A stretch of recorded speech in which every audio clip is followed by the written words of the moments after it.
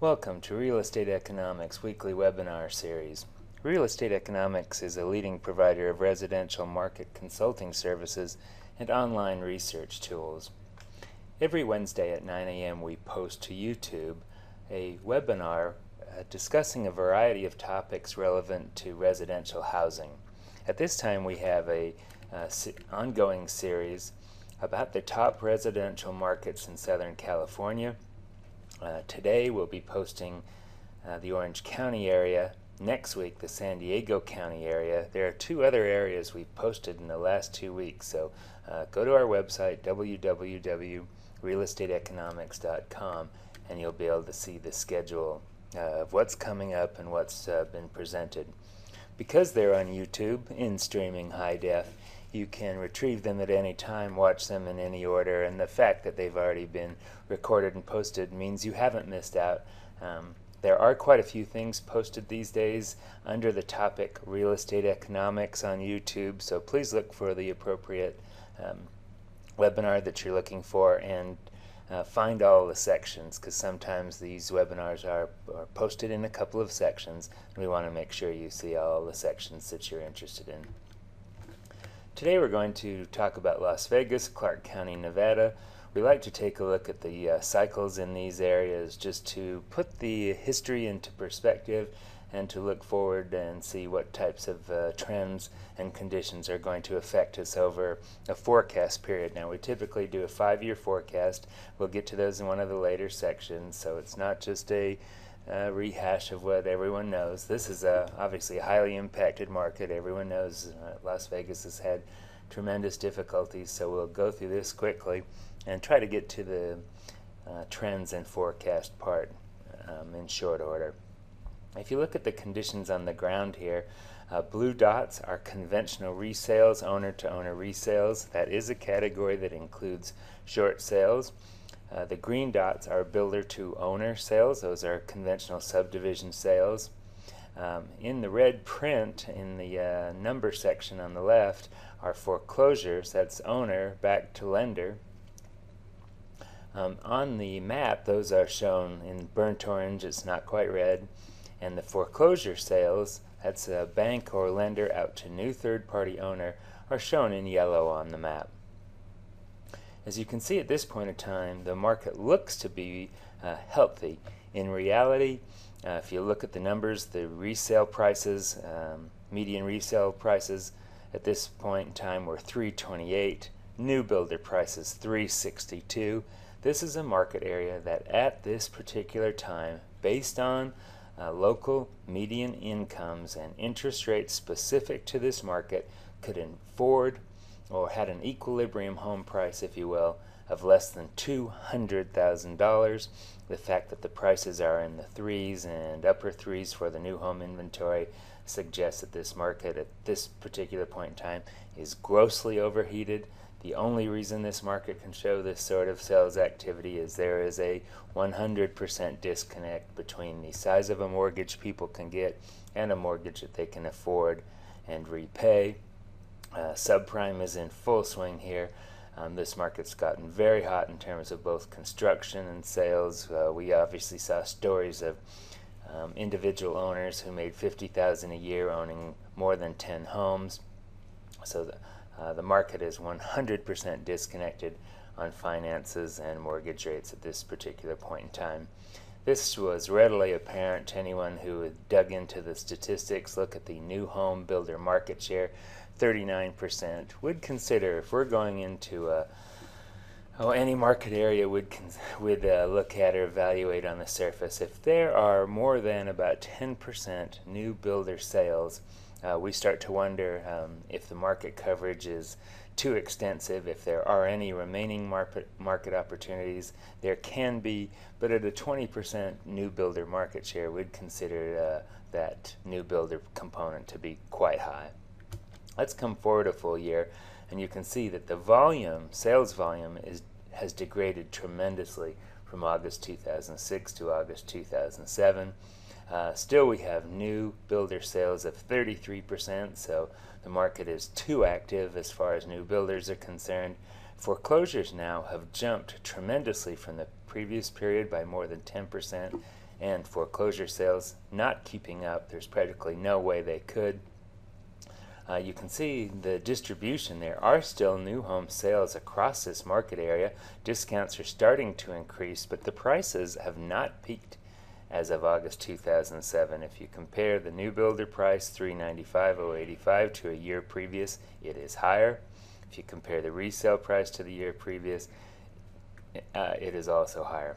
Let's come forward one more year, and the character change is very evident. Again, remember that the burnt orange dots are foreclosures, and the yellow dots are foreclosure sales out to new third-party owners. So there is, in this single month, August 2008, 2,253 foreclosure sales. You can see the prices now have come off tremendously. The value ratios, which were over 200 a foot, and the price ranges up in the upper threes, are now under 300,000. New builder sales are still above 300,000 at 313, but the value ratios have come off tremendously. And the distressed part of the market, the value ratios have plummeted here, as have the prices coming back down almost to 200,000. As of August 2008, or the 2008 time period, would call the equilibrium home price in this market about 188. So the market 2 years in to this distress is come nowhere near an equilibrium home price. Home values are still out of whack at this point in time, which is why we continue to have distress now 2 years later. People buying at this point in time have not maintained a steady equity position going forward. Let's come to August 2009. You can see the volume continues to decline, now down to 1,772 conventional sales. New builder share has plummeted down to just 4.1%. These, of course, are highly discounted, many distressed and lender workout situations of the subdivisions that were still going on. And look at the distressed share, the market share to the two categories of distress: 30.8% for foreclosures and 41.5% for foreclosure sales. The only positive in this is that the foreclosure sales are exceeding the foreclosures. So for this particular month, no shadow inventory is building. There could be plenty from the months before and the months later, but at this point in time, the foreclosure sales are going out very quickly. Look at the value ratios here. Resales are now under 200. New builder sales, the value ratio is down to 128. But look at the foreclosure sale numbers, 141,732. That means the principal and interest at that point in time is about $700 a month. If you can buy a foreclosure without a bunch of fees, penalties, back due taxes, and homeowners' dues, and you can find a renter, you should have a positive cash flow at this point in time. Let's come forward one more year. This would be current, essentially current for August 2010. You can see we've had a pickup in volume here in terms of conventional resales. Now recall that the conventional resales number is a number that includes short sales. So lenders at this point in time have become increasingly friendly to short sales. If you can move that home without taking control of it, that's a huge positive. Short sale recoveries have proven to be much, much greater than foreclosure sale recoveries. That's certainly evident in these 5 slides we've presented today. If you look at the foreclosure numbers here on the bottom left, 135,673, extremely low number. So now what happens when this market runs into the current problem with paperwork and chain of title issues, all the issues related to making sure you have the appropriate first trust deed papers recorded and all that sort of thing that we're hearing about in the news right now? Chances are, this is going to sound odd, chances are that this is going to take to the sidelines many of the foreclosure sales which were scheduled in this market, and that's going to have the unexpected consequence, in my opinion, of raising the median and average price in this market for a couple of months. Think of the market share. The market share will be going increasingly to short sales, conventional resales, and new builder sales. The part of the market that will be falling out will be the foreclosure sales. The lowest price of the or a priced element component in the market. So the average is going to change over the next couple of months here when those very low price foreclosure sales are out of the equation, or in the equation at far lower percentages. We're going to have to watch the data very carefully for that sort of information. That would really be a big head fake to what's truly transpiring on the ground in this area. Now, if you see the volume on this particular chart, it's really developed to show the differences between single-family volume in the blue and condo volume in the burgundy. But really the message here is just to show what the volume has looked like over the years. When prices originally start to plummet, as they did in '07, people tend to pull back, hold their properties off the market and wait for better times, but the depth and magnitude of the distress here was just really far too great, so that the denial didn't continue on for long, and the volumes responded very quickly. Lenders began pushing homes out and gradually accepting more short sales. We've seen that regionally.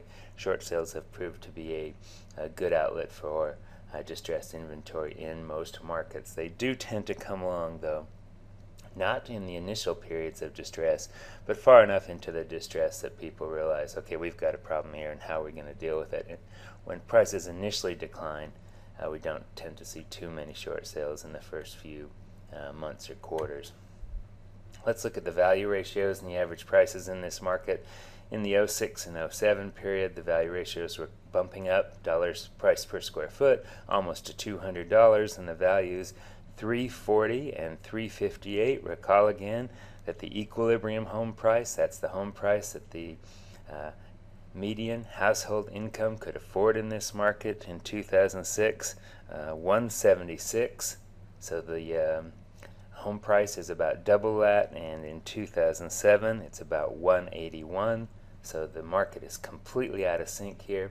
If we come forward to 2010, with the average price at $178, $233, the equilibrium home price at this point in time is about $218. So this market could afford a larger, more expensive home. Of course, that's not happening. Consumer confidence, mortgage availability, all those things are keeping people on the sidelines. But we've really transitioned. These huge price declines have caused us to transition from a market that was grossly overvalued and unsustainably so, to a market that's historically affordable and is very low priced based on the incomes in this particular market area. Now, of course, these homes aren't being people aren't flocking out and picking up these homes. Unemployment's too high, consumer confidence is too poor, credit reports, credit scores have degraded tremendously, people are under or unemployed. So those things are keeping the market from recognizing this undervaluation, but that will happen over time. It will begin to recognize the undervaluation and act.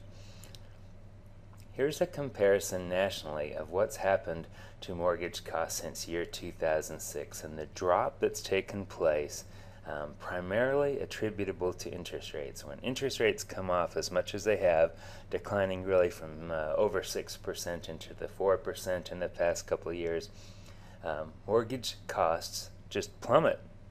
And so if incomes can hold up, then mortgages become much cheaper. Again, the market's not responding to that, but will over time. We'll talk to that in some of the later slides. But you can see Las Vegas, Nevada, really one of the most impacted metro areas in the nation.